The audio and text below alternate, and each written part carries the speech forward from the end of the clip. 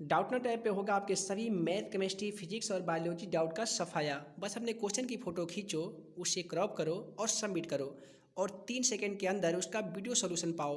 Class 6 से 12 से लेके NEET IIT JEE mains and advance के लेवल तक। तो आज ही डाउनलोड करें डाउटनट। हे दोस्तों, एक बार फिर से आप सभी का बहुत बहुत स्वागत है math in magic tips YouTube channel में। दोस्तों, आज की इस वीडियो में हम लेके आए हैं कक्षा 10वीं हिंदी का पहला चैप्टर श्रम विभाजन और जाति प्रथा, जिसके लेखक है डॉक्टर भीमराव अंबेडकर। तो आज की इस वीडियो में हम लोग देखने वाले हैं श्रम विभाजन और जाति प्रथा नामक चैप्टर का फुल एक्सप्लेनेशन। तो चलिए फ्रेंड्स, बिना समय गवाए वीडियो को शुरू करते हैं। हे दोस्तों, श्रम विभाजन और जाति प्रथा नामक निबंध पढ़ने से पहले सबसे पहले इसके लेखक डॉक्टर भीमराव अंबेडकर का जीवन परिचय आप सभी को करा देते हैं। आप सभी को बता दें कि बाबा साहब डॉक्टर भीमराव अंबेडकर का जो जन्म हुआ था वो 14 अप्रैल 1891 ईस्वी में महू मध्य प्रदेश में एक दलित परिवार में हुआ था।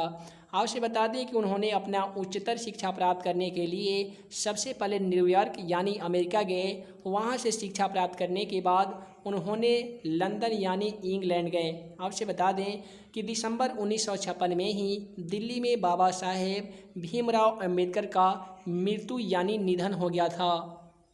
उसके बाद में आप सभी को बता दें कि बाबा साहेब भीमराव अंबेडकर के द्वारा अनेक पुस्तकें लिखी गई थी, जो इस प्रकार हैं: the caste in India, their mechanism, genesis and development, the untouchable, who are they. उसके बाद में हु आर शूद्राज, बुद्धिज्म एवं communism, the rise and fall of the Hindu women. उसके बाद में एनिहिलेशन ऑफ द कास्ट। ये सभी जो प्रमुख रचनाएं हैं ये डॉक्टर भीमराव अंबेडकर के द्वारा रचित की गई है। आपसे बता दें कि इस पाठ में बाबा साहेब भीमराव अंबेडकर के विख्यात भाषण एनिहिलेशन ऑफ कास्ट में के ललई सिंह यादव के द्वारा किए गए हिंदी रूपांतरण जाति भेदभाव का उच्छेद से किंचित संपादन के साथ लिया गया है। यह भाषण जाति पाति तोड़कर मंडल लाहौर के वार्षिक सम्मेलन सन 1936 ईस्वी के अध्यक्षीय भाषण के रूप में तैयार किया गया था। तो चलिए हम अपना चैप्टर चालू करते हैं। हमारा जो चैप्टर है वह है श्रम विभाजन और जाति प्रथा। देखिए, पहले लोग ये जो कहानी है लगभग 100 वर्ष पुराना है। ये 100 वर्ष पहले वाले को लोगों के लिए लिखा गया है, ठीक है। तो यहाँ पे हम सबसे पहले बात करते हैं श्रम विभाजन होता क्या है। दोस्तों, श्रम का मतलब होता है मजदूरी, विभाजन का मतलब होता है बंटवारा यानी बांटना। यानी श्रम यानी मजदूरी के आधार पर किसी को बांटना, ये श्रम विभाजन कहलाता है, ठीक है। और एक होता है जाति प्रथा। एक क्या होता है? जाति प्रथा है। तो सबसे पहले लोगों को मानना था कि सबसे पहले जाति प्रथा आया, उसके बाद में क्या आया? उसके बाद में श्रम विभाजन आ गया, ठीक है। सबसे पहले जाति प्रथा आया, उसके बाद में श्रम विभाजन आ गया। और श्रम विभाजन ही एक चीज़ श्रमिक, उसके बाद में ये जो रूप ले लिया, ये श्रमिक का रूप ले लिया। कौन? तो श्रम विभाजन। तो देखिए, डॉक्टर भीमराव अंबेडकर भी इस कहानी के माध्यम से बताना चाहते हैं कि श्रम विभाजन जो है ये भी समाज के लिए ज़रूरी है। उसके बाद में जाति प्रथा भी समाज के लिए ज़रूरी है, लेकिन जो श्रमिक विभाजन है इसी का खंडन करते हैं डॉक्टर भीमराव अंबेडकर। उनका जो मानना है कि श्रम विभाजन और श्रमिक विभाजन, ठीक है, का रूप नहीं लेना चाहिए। तो यहाँ पे हम अपना कहानी चालू करते हैं। दिया गया है कि यह विडंबना की बात है कि इस युग में भी जातिवाद के पोषकों की कमी नहीं है। इसके पोषक कई आधार पर इसका समर्थन करते हैं। समर्थन का एक आधार यह भी कहा जाता है कि आधुनिक सब समाज कार्य कुशलता के लिए श्रम विभाजन को आवश्यक मानते थे, ठीक है। और चूंकि जाति प्रथा भी श्रम विभाजन का ही दूसरा रूप है। कहना चाहते हैं डॉक्टर भीमराव अंबेडकर कि आज के ज़माने में भी जातिवाद के पोषकों की कमी नहीं है। आज के लोगों को भी मानना है, अगर सोनार है, अगर सोनार का बच्चा जो पैदा होता है तो उसे सोने का ही काम करना चाहिए। अगर मान लेते हैं कोई भी दलित का बच्चा है, कोई भी ऐसा लोहार का बच्चा है, तो आज के भी बहुत सारे ऐसे जातिवाद के पोषक जो मौजूद है इस दुनिया में, उनका मानना है कि कुम्हार का लड़का मिट्टी का ही काम कर सकता है, उसके अलावा दूसरा काज नहीं कर सकता है। उसके बाद में आपसे बता दें इसके लिए श्रम विभाजन को आवश्यक मानते हैं, चूँकि जाति प्रथा भी श्रम विभाजन का ही दूसरा रूप है। जाति प्रथा जो है वो श्रम विभाजन का ही दूसरा रूप है। पहले ज़माने में क्या माना जाता था कि मान लेते कुम्हार का लड़का है, तो लोगों का मत ये था कि जो कुम्हार का लड़का है ना, तो कुम्हार प्रकृति में उसका जन्म हुआ है, तो कभी भी वो अपना जो श्रम करेगा वो मिट्टी बना के ही अपना मजदूरी करके अपना पालन पोषण करेगा, ठीक है। और लोहार का जो लड़का है वो लोहे का ही काम करेगा, उसके बाद में सुनार का लड़का है वो सोना या आभूषण का ही काम कर सकता है। तो यहाँ पे हम बात कर लेते हैं, दिया गया है कि इसके संबंध में, इस तर्क से संबंध में पहली बात तो ये है, ये तो है कि आपत्तिजनक भी नहीं है कि जाति प्रथा श्रम विभाजनों के साथ साथ श्रमिक विभाजन का भी रूप लिए हुए है।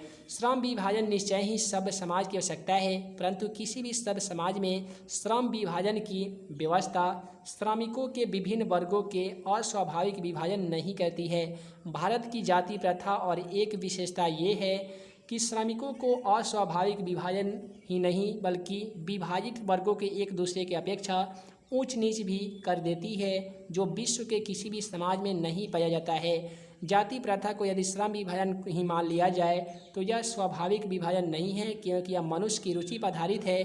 कुशल व्यक्ति का सक्षम समाज, श्रमिक समाज का निर्माण करने के लिए यह आवश्यक है। उनका कहने का मतलब ये है कि श्रम विभाजन है वो भी ठीक है, श्रमिक विभाजन है ये जो ठीक है, श्रम विभाजन ठीक है, जाति प्रथा भी ठीक है, लेकिन इनका मत ये है कि श्रम के आधार पर उसको श्रमिक विभाजन में बांटना ये ठीक नहीं है। मान लेते किसी लोहार का लड़का है, उसका रुचि है कि हम पढ़ लिख कर एक अच्छे इंसान बने, तो यहाँ पे वो अगर स्वेच्छापूर्वक वो अपने स्वेच्छा से वो रुचि रखता है पढ़ाई करने में, तो उसे अधिकार मिलना चाहिए। वो पढ़ के कुछ करना चाहता है तो उसे करने का अधिकार मिलना चाहिए। लेकिन ये पुराने व्यवस्था में हम बात करते हैं पिछले वाले युगों की, तो पिछले युग में ऐसा नहीं था। अगर कोई दलित का लड़का है तो उसे उच्च कोटि का शिक्षा प्रदान करने के लिए अनुमति नहीं मिलती थी। बड़े बड़े स्कूल कॉलेज में उसका नामांकन नहीं होता था, जिसके कारण वो पिछड़े जाति से भी पिछड़े हुए होते थे और बुद्धि विवेक से भी पिछड़ जाते थे, क्योंकि उनके पास ज्ञान की प्राप्ति नहीं होती थी।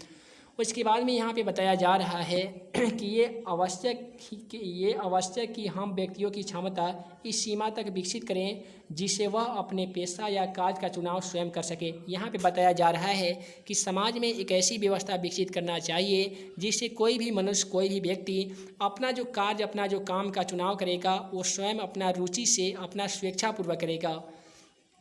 इस सिद्धांत के विपरीत जाति प्रथा का दूषित सिद्धांत यह है कि इसमें मनुष्य को प्रशिक्षण अथवा उसकी निजी क्षमता का विचार किए बिना दूसरे ही दृष्टिकोण जैसे माता पिता के सामाजिक स्तर के अनुसार पहले ही अर्थात गर्भधारण के समय में ही मनुष्य का पेशा निर्धारित कर दिया जाता है। जाति प्रथा पेशा का दोषपूर्ण पूर्व निर्धारण ही नहीं करती बल्कि मनुष्य को जीवन भर के लिए एक पेशे में बांध देती है।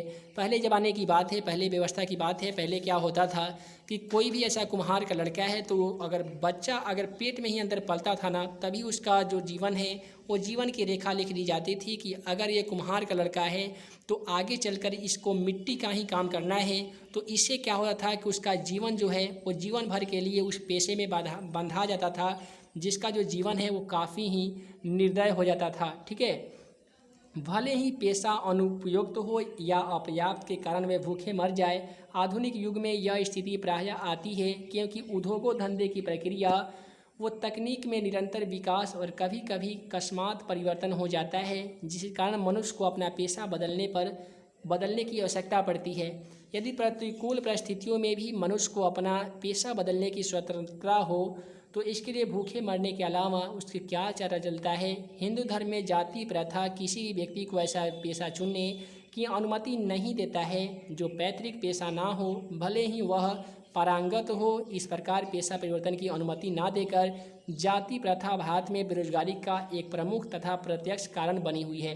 तो देखिए, हम आसान भाषा में यहाँ से भी बता दें। यहाँ पे बताया जा रहा है कि मान लेते कुम्हार का लड़का है, वो मिट्टी का बर्तन बेचता है और आज के ज़माने में तकनीक विकसित हो गया है, टेक्नोलॉजी हमारे हिंदुस्तान में भी विकसित हो गई है, जिस कारण मिट्टी के बर्तन में लोग आज भोजन नहीं बनाते हैं, मिट्टी के दिए नहीं जलाते हैं। पहले क्या होता था कि सभी बर्तन जो होते थे वो मिट्टी के होते थे, जिसके कारण लोग कुम्हार से मिट्टी के बर्तन खरीदते थे, जिससे उनका रोज़गार चलता था। लेकिन पहले वाली बात अगर आज के देखते हैं तो आज अगर दीपावली में भी अगर दिया की ज़रूरत पड़ती है तो दिए की जगह पे लोग कैंडल यानी मोमबत्ती का इस्तेमाल करते हैं, जिस कारण अगर आज कुम्हार के लड़का को कहा जाए आप मिट्टी के ही काम करो, इसके अलावा दूसरा कोई और रोज़गार नहीं करो, तो क्या वो अपना रोजी रोटी चला सकता है? मेरे भाई कभी नहीं चला सकता है, क्योंकि उसके पास उतना यहाँ पे जो उनके पास रोजी रोटी आई भी नहीं करेगा तो कैसे चला सकता है। तो ऐसे परिस्थिति में वो क्या करेगा? भूखे मरने के अलावा तो उसके पास कोई चारा चलेगा नहीं। तो यहाँ पे हम बात करते हैं हिंदू धर्म में, तो हिंदू धर्म में ये जो जाति प्रथा है ये कहीं पे नहीं बताया गया है कि जो इंसान अपने जाति से पैदा हुआ है उसी जाति का कार्य करेगा। ऐसे हिंदू धर्म में कहीं पे भी नहीं बताया गया है। तो यहाँ पे हम बात कर लेते हैं, ये जो प्रथा है ये बेरोजगारी का जो प्रमुख कारण बन गया है। तो यहाँ पे डॉक्टर भीमराव अंबेडकर आगे कहते हैं कि इस प्रकार हम देख पाते हैं कि श्रम विभाजन की दृष्टि से भी जाति प्रथा गंभीर दोषों से युक्त है। जाति प्रथा का श्रम विभाजन मनुष्य की स्वेच्छा पर निर्भर नहीं करता, मनुष्य की व्यक्ति भावना और व्यक्तिगत रुचि का इसमें कोई स्थान अथवा महत्व नहीं रहता। इस आधार पर हमें यह स्वीकार करना पड़ेगा कि आज के उद्योगों में गरीबी और उत्पीड़न इतनी बड़ी समस्या नहीं जितना कि बहुत से लोग निर्धारित कार्य को अरुचि के साथ केवल विवशता करते हैं। कहने का मतलब ये डॉक्टर भीमराव अम्बेडकर ये हमें बताना चाहते हैं कि यहाँ पे बहुत सारे ऐसे लोग हैं जो विवश होकर कोई कार्य करते हैं। तो मेरे भाई आप ही बताइए, अगर कोई भी ऐसा व्यक्ति है जिनको उस कार्य करने में रुचि नहीं है फिर भी विवशता में वो कार्य करते हैं, तो क्या वो कार्य सही कर पाएंगे? तो बिल्कुल नहीं कर पाएंगे। तो ऐसे में बताया जा रहा है कि वो जो अरुचि होता है, अरुचि के साथ केवल विवशता पूर्वक कार्य करते हैं। ऐसी स्थिति में स्वभावता है कि मनुष्य को दुर्व्यवहार उससे ग्रस्त रहकर टालू काम करने